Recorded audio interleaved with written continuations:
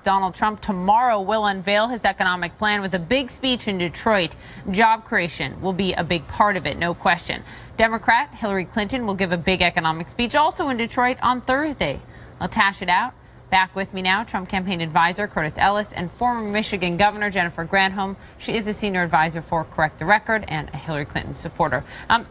Jennifer, interesting op-ed not long ago by Tom Friedman in the New York Times talking about these economic plans. And he said that Hillary Clinton needs to, quote, inject some capitalism into her economic plan. And he said that the Democratic Party as a whole has drifted into what he calls anti-trade, regulatory heavy, socialist light agenda. Tom Friedman, does he have a point? No. In fact, she spent this past week post-convention with Tim Kaine going on a jobs tour, talking specifically about the plans that she's going to put in place to encourage robust growth on the part of job providers, businesses. She's talked about infrastructure. She talked about making sure there's an infrastructure bank to be able to afford those jobs that will be putting, infrastructure in the ground. She talked about small businesses. She wants to be the small business president. She talked, which is really important to me, about advanced manufacturing, making sure we can stamp those products made in America and then export them. And she talked about clean energy jobs, which to me, this is the biggest opportunity in terms of growth sector globally that we should be making those products here. So she's been talking about this on all fours this past week. It's very exciting, and I'll be curious to see what Donald Trump says about job growth in America and how he specifically would create jobs here tomorrow. So when you talk about job creation, some of those business leaders would say a lot of these regulations are too burdensome on us, too heavy on us to create those jobs. Your response to them, especially talk about the energy sector, for example. Tom Friedman pointed out regulatory heavy were his words. You got to walk a line. You got to have regulations for safety, but you also can't hamper job growth. For safety and for health and for the health of the environment, absolutely. But we can do a heck of a lot better in terms of streamlining regulations, leveraging technology, making sure there's not duplicate regulations at the federal, state, and local level. There's a lot we can do to make it easy for job providers to choose to manufacture in the United States, to make the U.S. irresistible to job providers. And that's what she has been talking about. And by the way, Poppy, I know he's going to be talking tomorrow, and you'll be asking Curtis about this, but everybody who has looked at Donald Trump's economic plan to date has declared it essentially a disaster. I mean, if you look at the Moody's analysis that everybody talks about. So let me get Curtis in there and ask him about that, Governor, because she's pointing to this Moody's study back in June that said that Donald Trump's economic plan would mean 3.5 million American jobs would be lost, unemployment would hit 7%. They also pointed out, Curtis, that the economic plan he'd proposed then was pretty lacking in terms of details for them to get a very accurate read. Assuming we'll get more details tomorrow, what does he need to do to get the assessment of economists that he will be a net positive job creator? Yes, well, tomorrow we will be hearing from Mr. Trump about trade reform, tax reform, regulatory reform, and energy reform to make America the best place on earth to do business. Now, per that Moody study, it's very interesting. That study said it would actually lead, Donald Trump's policies, as outlined, would actually lead to a rise in wages for Americans. I think that's a good outcome, not a bad outcome. It would lead to a recession. No, they said it would raise labor costs. You want to translate that into everyday American language? It means you get a pay raise. The globalist elites who run these corporations are going to have to pay you more because there are going to be fewer people competing for the jobs if we don't have unrestricted immigration. I want to That's be what the Moody study clear said. with our viewers. That's what the Moody study said. What the Moody study said. And they did say that it would lead to 3.5 million American job losses, 7% unemployment, and a decline in home prices and a recession.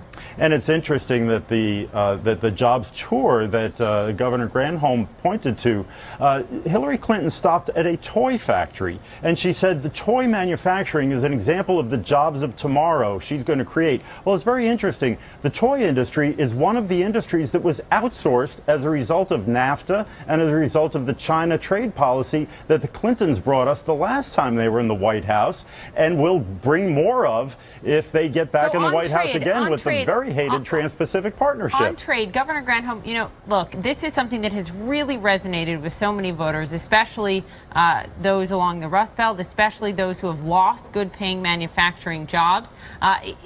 When you look at Clinton, who she called TPP the gold standard before, now she says she's against that trade proposal. But to Curtis's point on these trade deals, do we need to hear a different message from her on how she would work to reform the deals?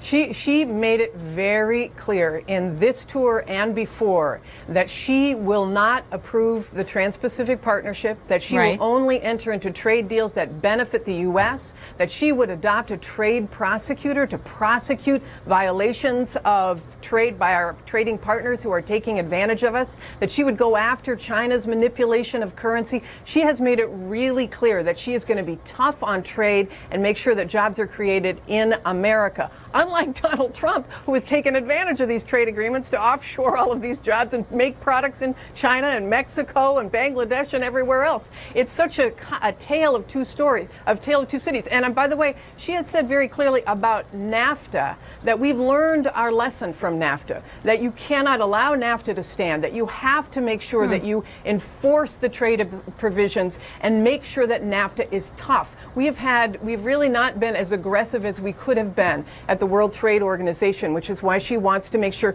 we put in place a trade prosecutor to make sure that it benefits our businesses. But both of them are on the same page then in terms of trying to rework these trade deals if they can. Curtis, we keep hearing from Donald Trump he will be the best jobs creator in American history. At the same time, the world has changed. The jobs of yesterday are not the jobs of tomorrow. And the reality is, if you're going to be honest with the American voter, that a number of those manufacturing jobs that have been lost are not jobs that are going to come back in this economy. Technology has completely changed the game.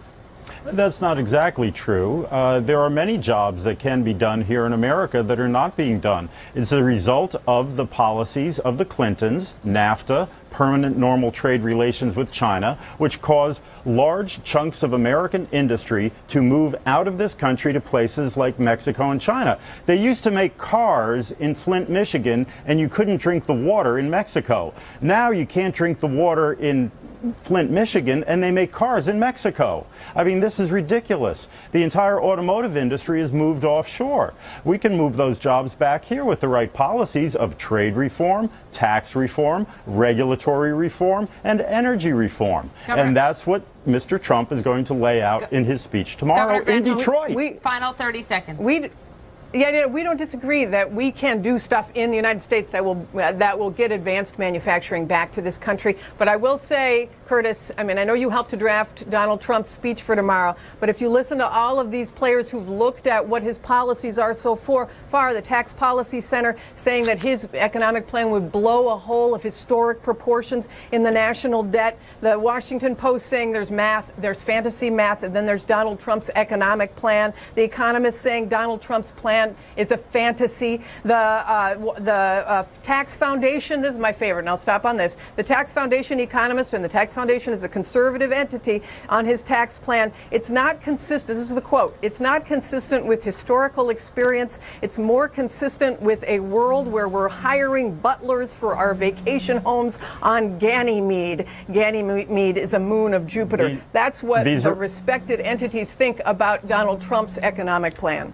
These are all the globalists who benefited from the status quo that the American people are rejecting in huge numbers. Curtis Ellis, Jennifer Granholm, Governor Granholm, thank you very much. Appreciate it.